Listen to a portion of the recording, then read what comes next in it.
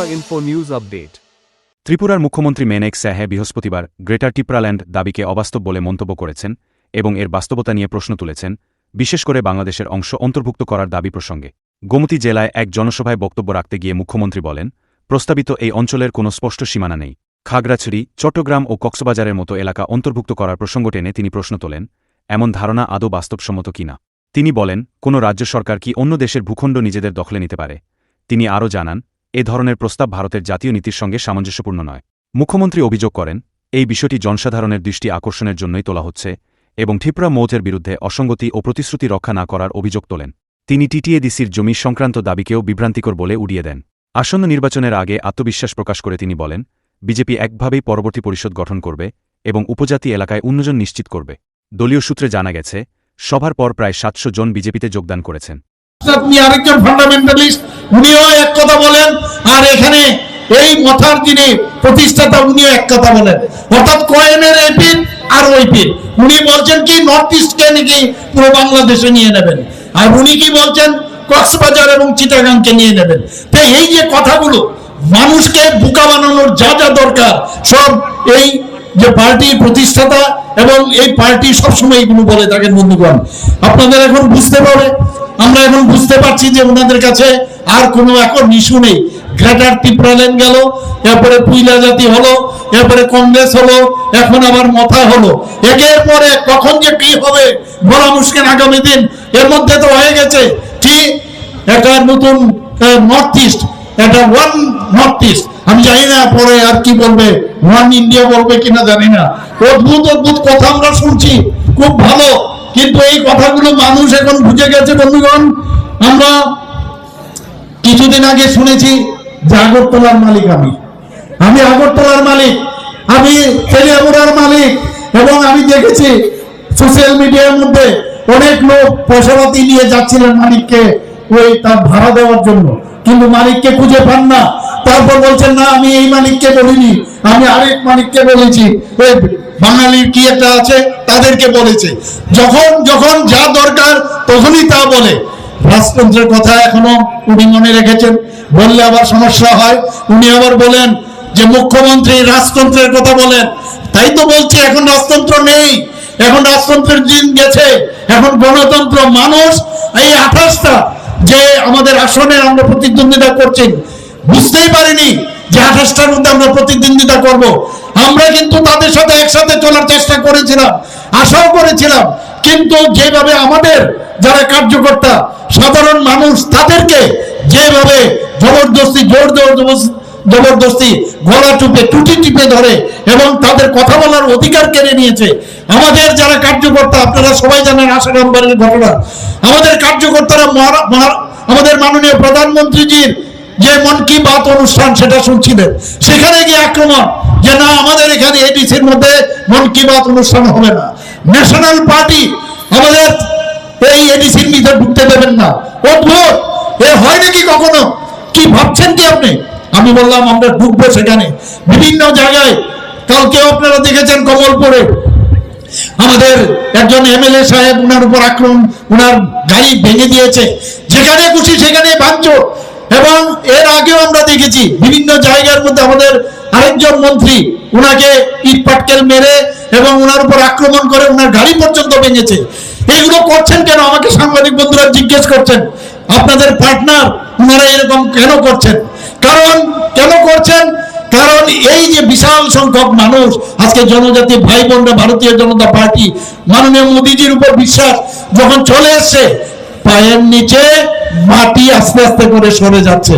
সেই কারণেই এখন ভাবছে যদি এই ধরনের মার দাঙ্গা ইত্যাদি করা যায় তবে মানুষ ভয় পাবে এবং আমাদের কথা শুনবে। কিন্তু মানুষ যদি একবার রেগে যায়, মানুষ যদি একবার ডিসিশন নেয়, তাহলে ওদের খুঁজেও পাওয়া যাবে না। বন্ধুগণ, আগামী দিন আমি নিশ্চিত এই মথা যে শব্দ সেটা খুঁজে পাই, এটি ইতিহাস হয়ে থাকবে। আমরা ওনাদের সাথে থাকতে চেয়েছিলাম, ত্রিপুরা অ্যাকর্ড হয়েছে, সেখানে অলরেডি দিল্লিতে গিয়ে আমিও গিয়েছিলাম। সেখানে ত্রিপুরা অ্যাকর্ডে কি বলা হয়েছে যে আমরা এই বিষয়গুলো দেখব, কিন্তু এই 6 মাস আমরা কোনো রকম আন্দোলন করব না, আমরা কাউকে মারব না। কিন্তু যেদিন ত্রিপুরা অ্যাকর্ড হয়েছে তার পরের দিন থেকে আক্রমণ, মার পিট ইত্যাদি আপনারা সবাই জানেন। তাহলে এই অ্যাকর্ড ভঙ্গ কে করেছে? এই অ্যাকর্ড ভঙ্গ কে করেছে? একদিকে মারবে, আবার আরেকদিকে চোখ রাঙাবে, আবার বলছে আমাদের দাবি মানতে হবে। সেটা কোনো অবস্থায় আমরা এই ভারতীয় জনতা পার্টি অন্তত পক্ষে সেগুলো আমরা মানব না। আমরা বন্ধুগণ, এখানে রিয়াং শরণার্থী বন্ধুগণ অনেকে আছেন। আমি আপনাদের বলবো 23 বছর ধরে যাদের কথা কেউ শুনেননি, এখানে সিপিএমও ছিল, কংগ্রেসও ছিল, এখানে অনেকেই ছিল, তখন তো এই রিয়াং শরণার্থীদের সম্পর্কে কি অবস্থার মধ্যে ওরা জীবনযাপন করত। কিন্তু আমাদের সরকার আসার পর সেখানে ওনাদেরকে বাসস্থানের ব্যবস্থা, ওখানে বিজলির ব্যবস্থা করে দেওয়া, ওখানে তাদের জন্য ফিক্সড ডিপোজিট রাখা, ওনাদের রেশনের ব্যবস্থা করা, বিদ্যালয়ের ব্যবস্থা করা, ইভেন যারা ইয়াং জেনারেশন আছেন তাদেরকে ট্রেনিং দিয়ে তাদেরকে যাতে সাস্টেনেবল জীবনযাপন করা যায়। আমি নিজে গিয়ে সেখানে টুল কিটস পর্যন্ত বিতরণ করেছি এবং 800 কোটি টাকার মতো আমাদের ভারতীয় জনতা পার্টির যে সরকার, মাননীয় প্রধানমন্ত্রীজি এবং মাননীয় গৃহমন্ত্রীজি এবং আমাদের ত্রিপুরা সরকার তাদের জন্য সব ব্যবস্থা করছে। আমি বলবো না যে সব হয়ে গেছে, তারপরেও কিছু না কিছু সমস্যা থাকতে পারে, কিন্তু আমরা সেগুলো আলোচনার মাধ্যমে আমরা সেগুলো করবো। আপনারা তো কিছু করেননি। এর আগেও আপনারা দেখেছেন যে এটিটিএফ এবং যারা উগ্রপন্থীর সাথে যুক্ত এনএলএফটি তাদের সাথেও মৌ হয়েছে। সিপিএম এর সময় এই সমস্ত যে উগ্রপন্থী সৃষ্টি করা, মস্তান গুন্ডা তৈরি করা, মানুষকে খুন করা, সন্ত্রাস করা আমরা সব সময় দেখেছি। আজকে আমাদের সরকার 2018-তে সরকার গঠন হওয়ার পর আপনারাই বলুন, কোনো জায়গার মধ্যে মানুষ শান্তিতে বসবাস করছে, শান্তিতে মানুষ থাকতে চায় এবং মানুষ চায় আমি শান্তিতে থাকি। বয় দিয়ে লাভ হবে না, গায়ের জোর দিয়ে লাভ হবে না। বন্ধুগণ, আমাদের সরকার এখানে একটা সুস্থির সরকার আমরা গঠন করতে চাই। বিশেষ করে এডিসির মধ্যে যদি আমরা সুস্থির সরকার না গঠন করতে পারি, এবং আমি আবার বলছি আমি আপনাদেরই একজন এবং জনজাতিদের উন্নয়ন যতক্ষণ ধরে না হবে আমি ততদিন ধরে কাজ করে যাব। বন্ধুগণ, সেইভাবে নির্দেশ আমাদের প্রধানমন্ত্রীজির নির্দেশ আছে। আরে यार जनजाति लोग तो सब हमारे ही आदमी है। और মাননীয় প্রধানমন্ত্রীজি এই জনজাতিদের প্রতি এত স্নেহশীল এবং এত বেশি চিন্তা ভাবনা করেন, যার জন্য আপনারা একটু ভাবুন যে আমাদের দেশের রাষ্ট্রপতি একজন জনজাতি, তাও একজন মহিলা, আমাদের দ্রৌপদী মুর্মুজিকে বানিয়েছেন। আজকে আমাদের ত্রিপুরার যিনি উপমুখ্যমন্ত্রী ছিলেন ত্রিপুরার এই মহারাজা ফ্যামিলি, উনাকে আজকে এই ত্রিপুরার মতো ছোট একটা রাজ্যের থেকে নিয়ে তেলেঙ্গানার উনাকে রাজ্যপাল বানিয়েছেন। আর এখন তো আরো প্রমোশন পেয়েছেন, মহারাষ্ট্রের রাজ্যপাল বানিয়েছেন। সেটা কেন কি করে সম্ভব হয়েছে? যে জনজাতিদের প্রতি গরজ আছে বলেই সেটা সম্ভব হয়েছে। বন্ধুগণ, আজকে আপনারা জানেন যে ত্রিপুরা সরকার এই সমাজপতিদের জন্য কেউ যা চিন্তা করেনি। এই সমাজপতিদের জন্য আমাদের সরকার আসার পর তাদেরকে সম্মান দেওয়ার জন্য যে সাম্মানিক 2000 টাকা করে আমরা দিয়েছি। তারপর কিছুদিন আগে আমরা ডিসিশন নিলাম যে না 2000 না, তাদেরকে 5000 টাকা করে দেব। আমরা 5000 টাকা করেছি। বন্ধুগণ, 19টা জনজাতি গোষ্ঠী আছে মেজর। তারপর আমি দেখলাম আরো জনজাতি গোষ্ঠী প্রায় 40-র উপরে আছে। আমি চিফ সেক্রেটারি মহোদয়কে বললাম যে খুঁজে বের করো, কারণ এইরকম আছে 1000, কেউ 500, এইরকম পপুলেশনে আছে। সবাইকে, যেখানে কেউ চৌধুরী থাকবে, কেউ রাই থাকবে, বিভিন্ন নামে থাকবে, সবাইকে আমরা 5000 টাকা করে আমরা দেব। তার জন্য আমি নির্দেশ দিয়েছি। বন্ধুগণ, সহজ সরল মানুষ অনেক সময় অফিসে গিয়ে বুঝতে পারে না কার কাছে যাব। আমরা সাব ডিভিশনাল লেভেলে একজন করে অফিসার আমরা দিয়েছি, আমরা ডিস্ট্রিক্ট লেভেলে একজন করে অফিসার দিয়েছি। তার কাজ কি? তার কাজ হচ্ছে জনজাতিদের যত স্কিম আছে, কেন্দ্রের যে স্কিম আছে, আমাদের ত্রিপুরা সরকারের যে স্কিম আছে, শুধু সেইগুলো তারা দেখবে। এই কাজগুলো আমরা এর মধ্যে আমরা করেছি। বন্ধুগণ, কিন্তু আজকে আমরা এখানে যে বিষয়টা নিয়ে আমরা এখানে আজকে একসাথে হয়েছি, মেইন যে উদ্দেশ্য সেটা হচ্ছে আমাদের যে ভারতীয় জনতা পার্টির তরফ থেকে যাকে নির্বাচনের জন্য আমরা ওনাকে মনোনয়ন দিয়েছি মহারানী চ্যালেঞ্জ থেকে, তাকে আপনারা 12 তারিখ ভোর সকাল 7টার মধ্যে পৌঁছে যাবেন। বন্ধুগণ, আর পদ্ম চিহ্নে যদি একবার টিপ দিয়ে দিন, শুধু নিজে টিপ দেবেন না, অন্যদেরকেও বলবেন। এই যে ভোট যাবে সেটা আমাদের যে সম্রাট জমাতিয়ার এখানে যাবে না, সেটা কার কাছে যাবে? প্রধানমন্ত্রী নরেন্দ্র মোদীজির ওখানে যাবে বন্ধুগণ। আপনারা দয়া করে আরো আওয়াজ তুলবেন আপনারা, যে এই যে এখানে এই যে এডিসির মধ্যে যে ধরনের করাপশন হয়েছে তার বিরুদ্ধে যদি একটা ভালো সরকার আপনার আনতে হয় তাহলে আপনাদের একসাথে আপনাদের থাকতে হবে বন্ধুগণ। আজকে আসারাম বাড়ির মধ্যে আপনারা ঘটনা জানেন, যখন এই ঘটনা হয়েছিল সেখানে আমাদের জনজাতি ভাই বোনেরা সেখানে তারা এই প্রধানমন্ত্রীর মন কি বাত অনুষ্ঠান দেখছিল এবং সেখানে তাদেরকে মেরেছে, শুধু তাদের বাড়ি ঘর ভেঙেছে, তাদের গাড়ি উল্টে দিয়েছে, সেগুলোকে নষ্ট করেছে। আমি পরের মাসে সেখানেই কিন্তু গিয়ে আমি আমার এই মন কি বাত অনুষ্ঠান করেছি, যেখানে আক্রমণ আমি সেখানেই পৌঁছে যাই বন্ধুগণ। কালকেও কমলপুরের ঘটনা হয়েছে, একজন অ্যারেস্ট হয়েছে, বাকিগুলোর পিছনে আমি পুলিশকে নির্দেশ দিয়েছি তাদেরকে ধরতে হবে, কোনো অবস্থায় ছাড় যেন না দেওয়া হয় এবং আমরা আইনের শাসন আমরা থাকবো।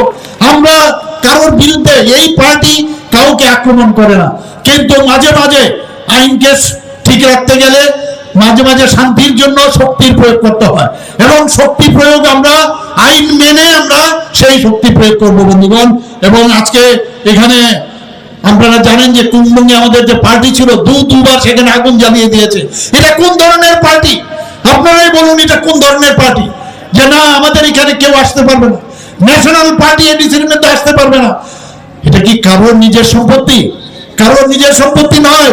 আমরা বলেছি আমরা যাব, এখন আমরা সেখানে যাচ্ছিও, সেখানে নতুন করে আবার আমরা সেখানে আমরা পার্টি তৈরি করেছি বন্ধুগণ। হবে, এইগুলো হবে, কিন্তু আমরা কোনো অবস্থায় আমরা কিন্তু দমবার পাত্র নই বন্ধুগণ। আমি নিশ্চিত যে 28টা যে আসন আমি বারবার প্রথম দিন থেকে বলে এসেছি, কারণ অনেক চেষ্টা করেছি। এর মধ্যে একটা জিনিস আপনাদের বোঝা উচিত যে কিছুদিন আগে কত চালাকি, কত ধরনের চালাকি। আজকেও একটু আগে আমার কাছে খবর এসছে, কথায় কথায় হাইকোর্টে যায়, হাইকোর্টে গিয়ে কি বলছেন যে বাংলাদেশ থেকে নাকি প্রচুর লোক এখানে চলে এসছে, রোহিঙ্গারা নাকি চলে এসছে। হাইকোর্ট থেকে যখন সমস্ত রিপোর্ট পেল সাথে সাথে ডিসমিস করে দিল। আমি গাড়িতে যখন আসছিলাম তখন এই খবরটা বললাম। মানে এটাকে নিয়ে কিভাবে আরো মানুষকে বিভ্রান্ত করা যায়, মানুষকে ভোটের আগে। এবং এই যে যিনি গেছেন উনার সম্পর্কে সবাই জানেন, উনার আগের হিস্ট্রি সবাই জানেন যে উনি একটা নতুন আবার পার্টি যদি তীব্রমতার পার্টির হয় তাহলে মুশকিল। তো উনি কি বলেছেন যে একটা অন্য আরেকটা নাম দিয়েছেন, কি নাম, যে নামে উনি একটা নতুন করে আন্দোলন সৃষ্টি করেছিলেন কিছুদিন আগে। সেই আন্দোলনে আমরা সবাই দেখতাম আগরতলার মধ্যে টায়ার পুড়িয়েছিল, পার্টির নাম না দিয়ে আরেকটা নাম দিয়ে তারা সেখানে টায়ার পুড়াচ্ছিল। অলরেডি সব ঠিকঠাক হয়েছিল এবং সেখানে আমাদের মনে আছে কমলপুরের কাছে সেখানে সরুমার এখানে শান্তির বাজারে পরবর্তী সময়ে 2টো অবধি যখন দেখে আমাদের তো কে আক্রমণ করছে না, পুলিশ সেখানে আক্রমণ করছে না, তখন 2টোর সময় তারা উঠিয়ে দিল। শেষ পর্যন্ত কি আমরা দেখলাম সুরমাতে শান্তির বাজারে সেখানে দোকানগুলোতে আগুন লাগিয়েছে, সেখানকার কারোর চোখে আঘাত লেগেছে, চোখ নষ্ট হয়ে গেছে। এরকম চক্রান্ত এর আগে গন্ডা তুই সাথেও তারা এই ধরনের দাঙ্গা লাগানোর চেষ্টা করেছে, ইচ্ছে করে করছে বন্ধুগণ। আপনারা সজাগ থাকবেন, এই দাঙ্গা লাগা, এই দাঙ্গাবাজদের কোনো অবস্থায় ভোট নয়, এই চোরদের কোনো অবস্থায় ভোট নয় বন্ধুগণ। আগামী দিন ভারতীয় জনতা পার্টিকে ভোট দিয়ে একটা সুস্থ নতুন ত্রিপুরা করার জন্য আমি সবার কাছে আবেদন জানিয়ে আমার কথা বলা শেষ করছি।